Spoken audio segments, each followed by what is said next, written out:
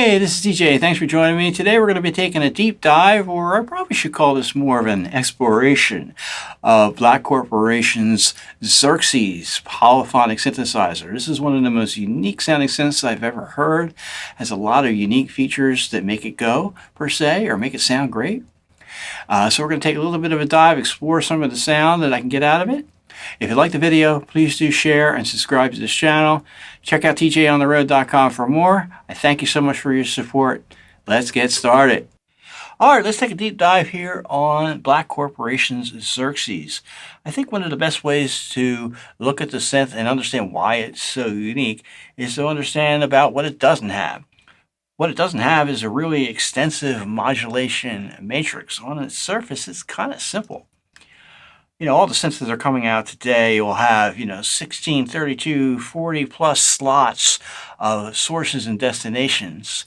This synth has only very few, but that's okay because that's not where it gets its unique sound. So it's very different from that standpoint of view. One of the other things it doesn't have a manual.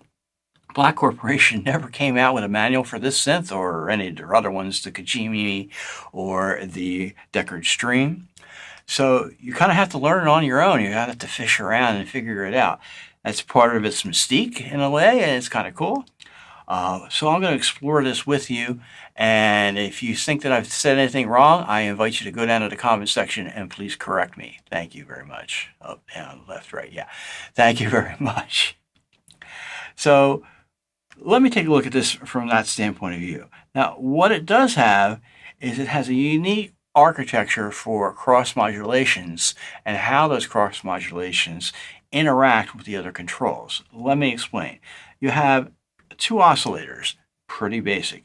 Basic waveforms for the two oscillators are triangle, saw, square, pulse, stuff you already know about analog synthesis. Okay, but you'll see here, each one of these has these buttons here, and they are cross modulations between the two oscillators. Here is a pulse width modulation. See, I have it on here for oscillator 2. And oscillator 1 is pulse width modulation. Now that's a cross from here. So oscillator 2 is now cross modulating oscillator 1. And here, very unique thing is pulse amplitude modulation, or PAM. PAM is something a little bit different than pulse wave modulation. Instead of modulating the way the frequency bounces around that way, it's amplitude modulating up and down. So very, very interesting sound from that. And then each one of the oscillators has its own ring mod. All right, so the interactivity of the oscillators between the two and the detune and the drift, and the interesting about the drift is you can control the density as well as the speed, plus the sync from oscillator 2 and its two sync settings really make a very interesting combination of sounds all on their own without having a big modulation matrix. Also, you can add into that individually between oscillator 1 and 2 or on both is portamento glide. So you can really add a lot of complex sounds between the two oscillators before it even hits the filter, before it even hits any of the envelopes, before it hits the awesome analog effects, the analog chorus. So very, very different type of thing. Now let me explain here. Let's listen to just oscillator 1. I've got that turned up here. Oscillator 2 is turned down. Okay, and I'm going to hit the pulse wave modulation here. Well, let's first listen to just oscillator 1. Okay, very simple sound. When I hit the pulse wave modulation, slight difference there. Now, when I start messing with the tuning on oscillator 2,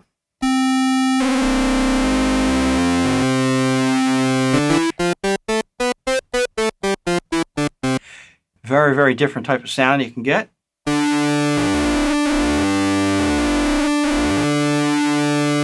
As you would expect. Okay, and now you can actually do some different things. Let's take that back to the initial start point where both the oscillators are tuned to the same thing.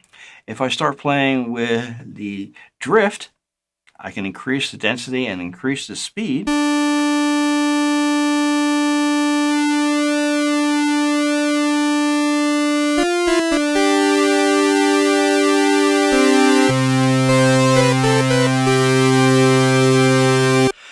now I'm starting to get something a little bit interesting. Now if I change the octave,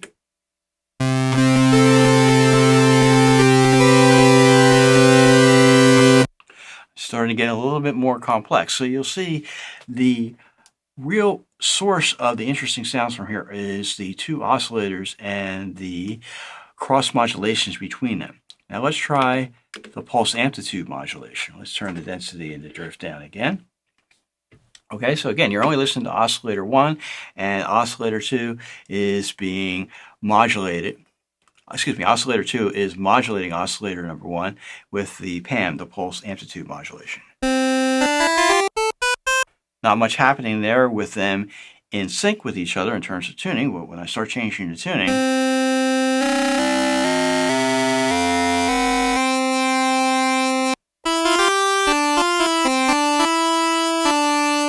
if I change this back down here, and then, for example, I start adding some drift,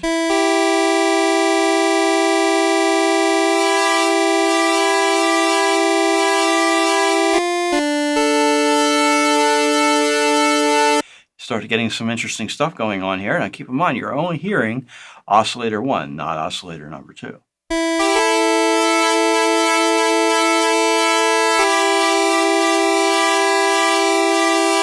Or if I come down and I'll take the drift off and I assign oscillator 2 to an LFO,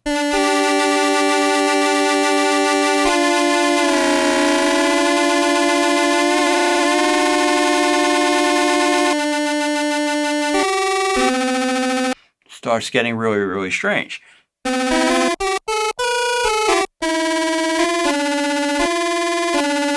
And if I change the octave, say down from 2 feet, well, no, I had it at 4 feet, all the way back down to 16 feet below that, you'll start hearing the beating, and that beating will vary depending on the pitch I'm playing. So if I play really, really low, that's going to give a much slower beating than the upper pitch.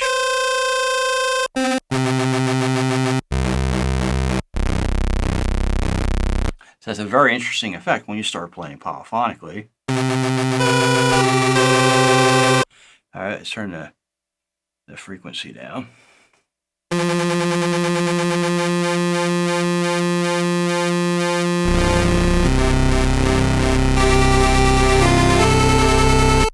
All right, and then in here we can change the setting for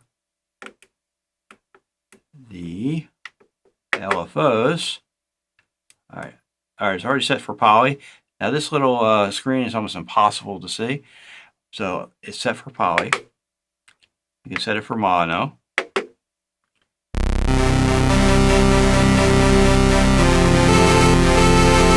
So now they're all in sync. Let's set it back to poly. So you get a lot of that washy stuff.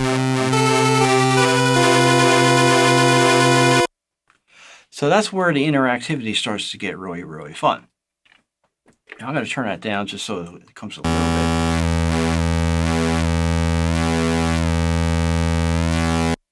Just a little bit. Now I can bring back in the oscillator 2 to blend it back.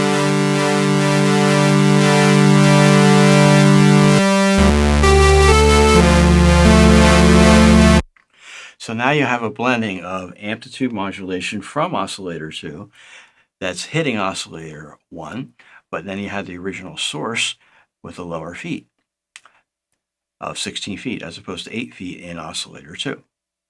Now if I hit the pulse wave modulation that's coming from oscillator 1 into oscillator 2, things are going to get really, really interesting now.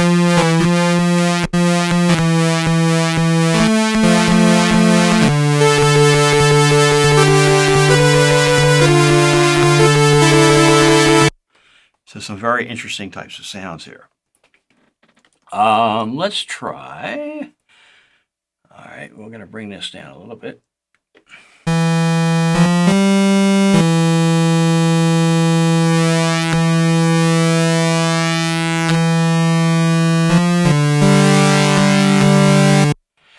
right, now let's switch this around.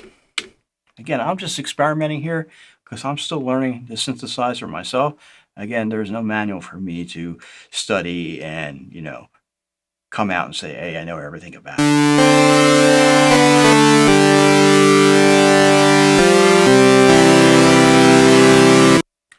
Okay, so that's with the filter full on. You can see how they work together. There's also the sync function here. And then you can vary the degree of sync.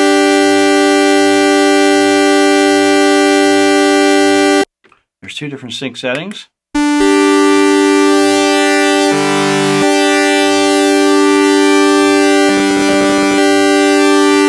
And degrees goes from 0 all the way to 360.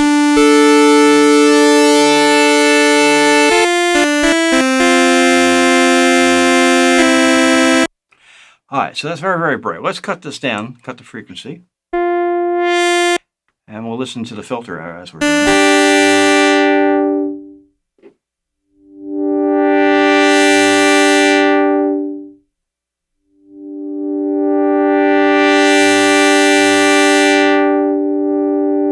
So I'll leave that about halfway.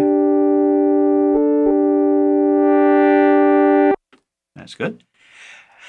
Now the resonance, and one thing about the resonance, it's very, very interesting sounding, particularly in the bandpass. It does cut bass very hard in the low pass mode. But it will self-resonate.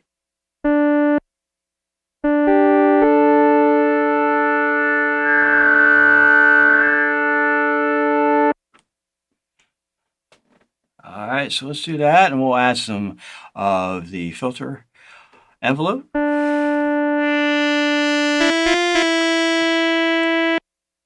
With some keyboard tracking. And this is the controls for the envelope generators. You can have it just hold a note.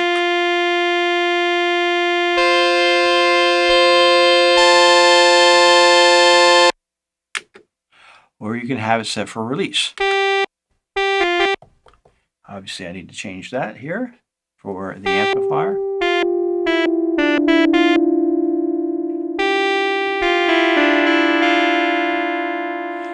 All right, so let's add some filter envelope to the filter.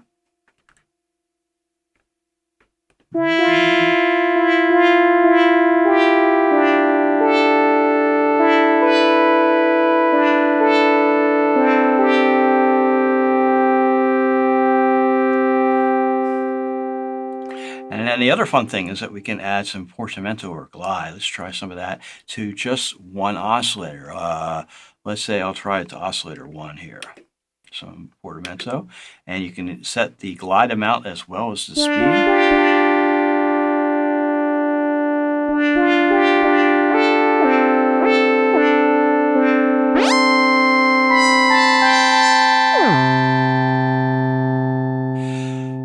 Really start getting some interesting things going on here.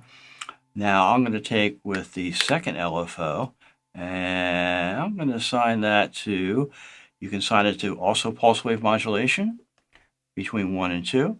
So let's assign that to, say, 2 here.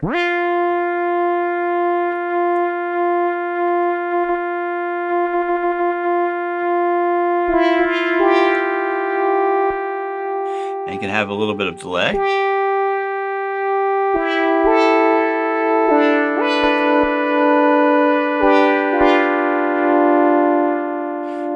And then you can have it affect its phase. Now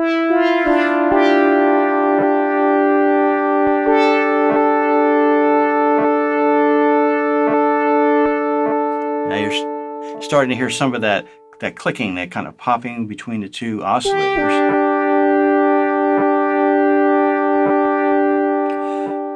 So in those cases, you sometimes have to back off the depth.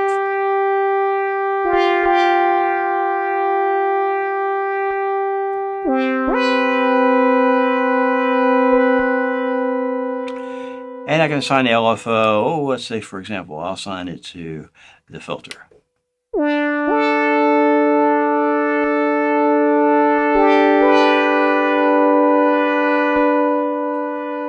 Or let's assign the first LFO, LFO A, to the filter.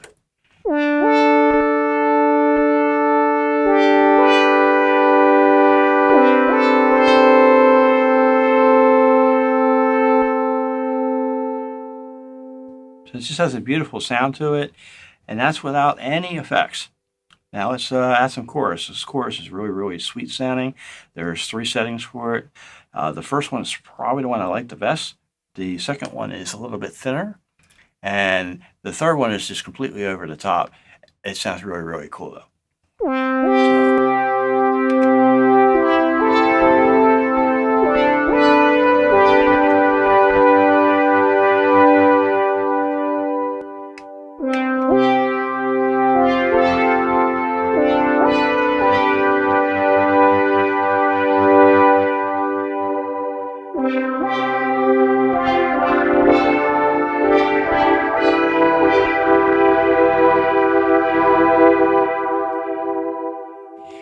It's beautiful sounding, vintagey chorus. Really, really like that. Now, the Xerxes responds to polyphonic aftertouch, and that is why I'm using my Launchpad Pro here. So we can assign the aftertouch, let's say for the filter, we'll cut the filter a little bit, but we'll increase the amplifier.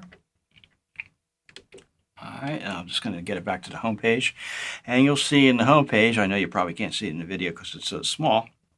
I'll try to see if I can get it zoomed in when I edit the video. We can see in the home page here, it'll say PATS for polyphonic aftertouch, or you can change it to say MPE, for example, or channel aftertouch.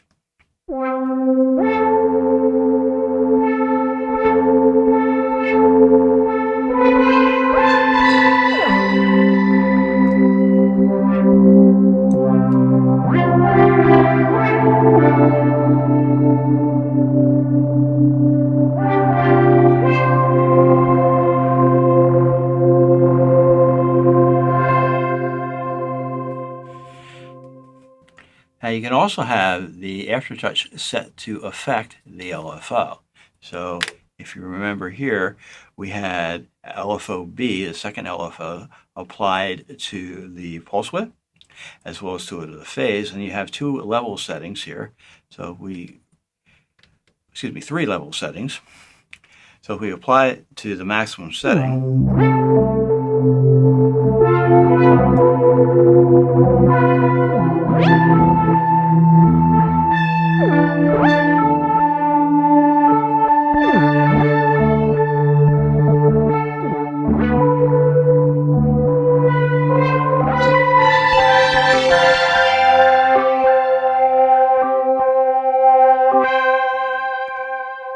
this is where the magic starts to happen. Very unique sounding synthesizer. Very, very cool. Now I want to talk a little bit about the envelopes. There are four different envelope settings for their speed. Again, that is in here in the display. You want to scroll all the way down to time. Time is where most of your settings are done for LFOs as well as for the envelopes.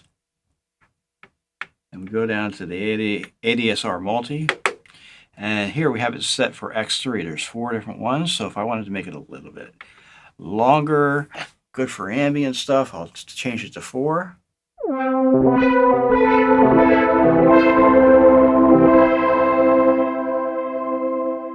For longer releases, if I wanted to make it snappy, I'll change it to 1.